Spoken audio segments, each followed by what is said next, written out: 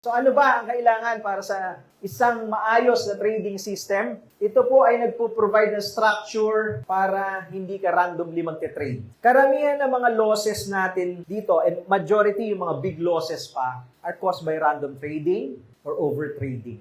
Kita na, ayaw pa matulog, ha? Puyat ka na, nalugi ka pa. Kumita ka na nung hapon, eh. Last na to, ha? Nadali ka pa, alright? Gives consistency and objectivity in opening and closing a position. Keyword is consistency. So, magiging consistent ka kasi meron kang fina-follow ng set of rules and parameters sa pagbukas at pagsara ng posisyon.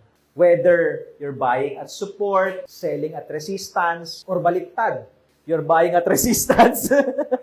Kasi halimbawa, yun yung system mo eh. You're buying at resistance. You're always buying. Pag bumili ka, bumababa. You have to correct that. Diba? Mai-improve mo yun. Kasi may sistema ka. Ibig sabihin, ito yung mali ng sistema ko. Adjust ko nga.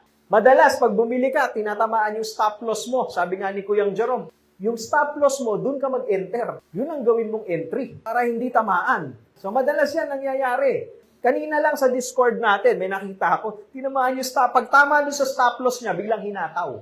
So, consistency and objectivity. Alright? So, kailangan na meron ka lang inaantay. Every time na gumagalaw yung price, meron kang inaantay. Pag hindi dumating yung inaantay mo, hindi para sa iyo yung trade. O kaya, nakapasok ka, nag-set ka ng TP, tinamaan yung TP mo, umakyat pa, hindi na para sa iyo yung trade na yon. So, nagiging objective ka. Dito karamihan sa trading, ito nangyayari sa atin eh. Kumita ka na, masama pa loob mo eh.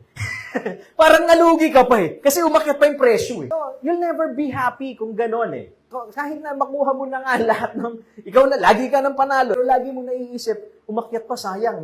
Dapat doon ako nag-TP. You'll never be happy. And eventually, wasak yung trading mo. Kasi sasabihin mo, hindi mo na ako mag-TP. Adjust ko yung TP ko. Tapos hindi na tinatamaan. Profit mo naging loss na. Wasak eh. So, kailangan ng trading system para maging objective and it reduces emotions in trading. Kasi nga, rule-based tayo.